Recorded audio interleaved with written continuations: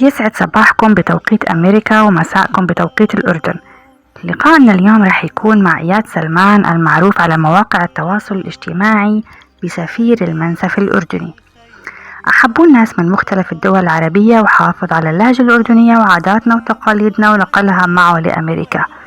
كل الدول العربية أصبحت تتغنى بالمنسف الأردني، وكان له أثر واضح بإضفاء محبة الناس للأردن ورغبتهم الملحة بزيارة الأردن من خلال فيديوهاته للمناطق السياحية وزيارته هو للدول العربية. إياد رح يحكي لنا عن بداية عمله بأمريكا والتحديات اللي واجهها، وأهم شي نعرف شو مشكلته مع البقدونس بطريقة طريفة خلت فيديوهاته تثير جدل على مواقع التواصل الاجتماعي والتي تتمتع بالطابع الفكاهي الجميل. شكرا لك ولاستضافتي أنا على البرنامج معاكو. طبعا أنا اسمي إياد هاني سلمان، وأمي شمعة سليم العديلي. طبعا أنا إلي في أمريكا 35 سنة، أمي إلها هون 32 سنة.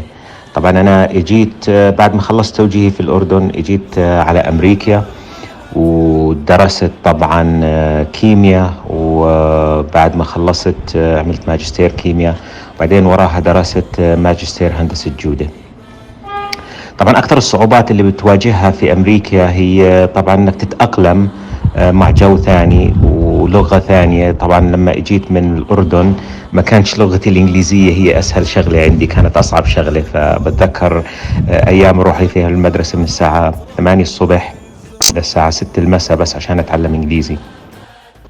فهاي كانت شوية صعبة، انك تيجي ومرة واحدة ابوك وامك مش دايرين بالهم عليك، وبدك انت تعيش، وبدك تعيش لحالك او مع اخوانك، وبدك تشتغل. يعني اخواني ما قصروا طبعا، هونوا الطريق الي لانهم كانوا موجودين، بس برضو تبدأ بحياة وتشتغل وتحاول انك تجتهد.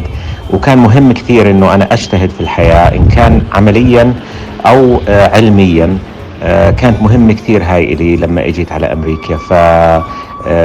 اشتغلت، كنت أشتغل مرات شغلتين وثلاثة وأنا في الجامعة، على أساس إني ما أطلب أي فلوس من أبوي، إنه يحاول يساعدني. مع طبعا أبوي ما كان بقصر ولا كان عنده أي مانع، بس عزة النفس موجودة والواحد كان بده يجتهد ويبني حاله.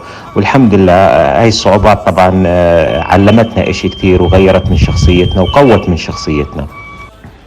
طبعا الحمد لله الجالية الأردنية موجودة وناجحة. أنا طبعا بعرف في عنا جالية قوية في جنوب كاليفورنيا وفي شمال كاليفورنيا، ورحت على جالية في ميشيغان.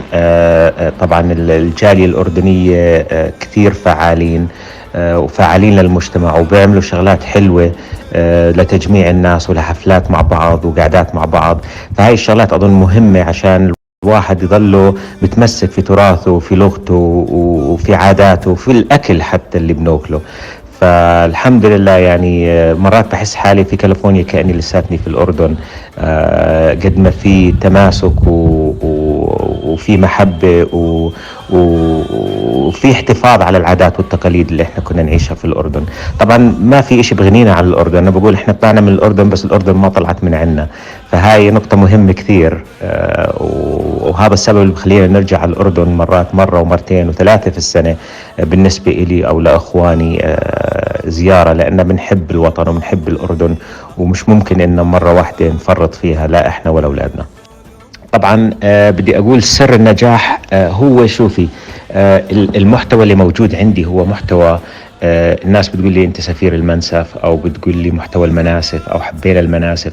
هو بالصراحة المحتوى محتوى اكثر من هيك واكبر من هيك. اذا تعمقتي بالمحتوى والمعنى وراء المحتوى، هو محتوى محبة وحفظ للتراث والعادات والتقاليد ومحبة الوطن. لأنه كثير أنا بحاول أبين قديش إحنا بنحب وطننا وقديش بنحب عاداتنا وتقاليدنا، وقديش مهم طاعة الوالدين والاهتمام في الوالدين والتعامل مع الوالدين. فهاي نقطة مهمة كثير من ناحية المحتوى عندي، وبحاول أحافظ عليها بطريقة مهمة، بس برضه في طريقة فكاهية، إنه الأولاد الصغار لما يحضروا ما يكون في خوف شو اللي بيحضروا، الأهل ما يهتموا شو بيحضروا أولادهم، لأنه من عندي راح تكون دائما إشي نظيف وإشي مرتب، وما في أي إشي سلبي غير انهم يضحكوا ويبتسموا هم واهلهم. فانا بشكر ربي على انه محبة الناس هاي نعمة، وبشكر ربي على هاي المحبة، لانه كمية الناس اللي بتتابعني حول العالم بالفعل انا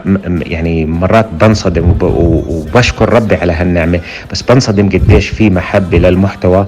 وكثير ناس بيقولوا لي، يعني انا لما اولادي بيحضروا بشوف اياد موجود عندهم على التلفزيون، انا بغمض عيوني وبمشي لاني عارف انه محتوى نظيف. فهاي مهم اني احافظ على هذا المحتوى، لانه بالاخر المنسف هو تراث، والمنسف هو برضو أكلة مميزة وفي من وراها تاريخ. فبحاب من خلال المحتوى أبينه وأبين طبخه وطهيه الصح، لأنه في ناس كثير بتعك وبتخرب وما بتعمله صح. فأنا بحاول أحافظ على هذا، لأنه هذا كله إشي تعلمته أنا من خلال أمي ومن خلال الرحلات اللي كنت أطلعها مع أبوي كان مدير التسوية، كنت أطلع معه على البادية دائما وأكل المناسف وأشوف المناسف تنطبخ، فتعودت على الطعم الصح. فمن ناحية هاي صحت لي فرصة أنا ما كنت متوقعها، لأنه الصراحة لما دخلت محتوى المنسف أنا كنت داخل فيه بطريقة ما كانت مدروسة. يعني أنا عملت انتقاد لمنسف دكتور فود وسميته على قولة الأردنية منسف جلاب. فبدت الناس تبعت لي، يعني الناس قد ما انبسطت على المحتوى وضحكت عليه بدت تبعت لي إياد في هذا عامل منسف حاط عليه قرفة، هذا حاط عليه لومي، هذا حاط عليه مش عارف شو بندورة، هذا حاط عليه ليمون. فأنا بديت في المحتوى شوي شوي وشفت إنه ناجح وشفت إنه الناس بتحبه، والحمد لله نشكر الله على هاي النعمة. بس الشغلة الثانية برضو كثير بنزل محتويات لأمي وبنزل لأمي برضو أكلها وطريقة طبخها وتعاملي واهتمامي في أمي وفي صحتها وفي أكلها وبطريقة فكاهية وحلوة. فالأولاد بيهتموا في هذا وبيشوفوه. وأكثر شغلة أنا أبسطتني لما واحد بيقول لي صار ابني يجي على أمه يقولها يما شو بدك، يما شو بتحبي أجيب لك.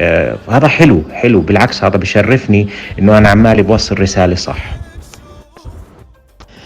فمن ناحية محبة الناس للأردن هاي مهمة كثير عندي، عشان هيك بحب أبين في المحتوى مش بس الأردن، حتى محبتنا لفلسطين ولحبايبنا في غزة. أنا كثير مركز على أهل غزة لأني كثير بهتم فيهم وبهتم في المعاناة اللي هم ماشيين فيهم، وخاصة الأطفال. فعشان هيك أنا بحب أشارك فيديوهات الأطفال في غزة، عشان ممكن الدعم المادي نعمله إحنا، هاي مش مشكلة والحمد لله يعني لقيت ناس يحاولوا يساعدوا، بس الدعم المعنوي أنا بحسه كثير أكبر للأولاد هذولا. فعشان هيك أنا بحب أركز على فيديوهاتهم، ومن ضمن الفيديوهات بورجيهم قديش إحنا الأردنية بالفعل بنحب أهل فلسطين وبنحب أهل غزة، وقديش إحنا بنعاني معهم لما هم بيعانوا. وبنفس الوقت بورجي كمان تراثنا كأردني. محبتي للأردن لا توصف، وأكبر إشي بشرفني لما أنا بحكي إشي عن الأردن أو بنزل فيديو عن الأردن أو بنزل فيديو عن رحلاتي في الأردن. هذا فخر كبير إلي طبعا وبعتز فيه. بس من ناحية البقدونس طبعا هي أنا الصراحة زرت كثير ناس في البادية ما كانوا يحطوا بقدونس، فأنا سر البقدونس مش بغنى إني ما بحبه ما بنحط على منسفنا. يعني خلي البقدونس للتبولة زي ما بقول، بلاش نحطه على المنسف، بعدين بصير المنسف زي ما بسميه أنا متبولة. فخلي البقدونس برا طبختنا، لأن طبختنا زاكية بجميدها بلحمها بصنوبرها بشراكها. بديش أقول الرز لأن الرز أصلا داخل على منسفنا جديد. فكل إشي في منسفنا، حتى ريحة الغنم فيه بتجنن، لحمته الموزات الراس، كل إشي في منسفنا له قيمته، وأنا بحب أحافظ عليه على طريقته الأصلية القديمة. أنا بقول المنسف بدأ في الكرك من أيام الملك ميشع طبعا من المؤابيين. فلما الملك ميشع سوى المنسف طبعا قهرا لليهود، هاي الشغلة كانت مهمة كثير وتبين من تراثنا انه لانه بالتوراة ممنوع يطبخوا اللحم بلبنه. فهو عشان يعرف مين اللي معاه ومين اللي ضده، وعشان يقهر اليهود وينسفهم زي ما بيقولوا، قال للناس اطبخوا، وعرف مين اللي بوكل المنسف واللي بوكلش، مين اللي معاه ومين اللي ضده. بس بالاخر هو نشأ في الكرك، فما دام المنسف بدأ في الكرك من الملك ميشع، الكرك مش بلد كانوا بيزرعوا فيها بقدونس، فمنين جبتوا لنا بدعة البقدونس؟ بالاخر هي بالفعل البقدونس كان علامة يحطوها بطم الخروف عشان يقولوا مثلا هذا منسف الضيف، او يعلموا فيها انه مثلا هذا فيش عليه سمنة، هي علامة. فصارت الناس تزينه. بالعكس لا تزينه، لا تسوي مزرعة بقدونس، خلي البقدونس على جنب زي ما بقول 500 كيلو بعيد عن المنسف، وخلينا ناكل بمنسفنا ونتذوق فيه على اصوله زي ما هو كان موجود على وقت الملك ميشع ولحد الآن. وشكرا إلك وشكرا لهيثم الوكيل، أنا ممنونكم على هالأسئلة الطيبة وعلى هاللقاء الحلو، وإن شاء الله بنلتقي مرة ثانية في حوار ثاني.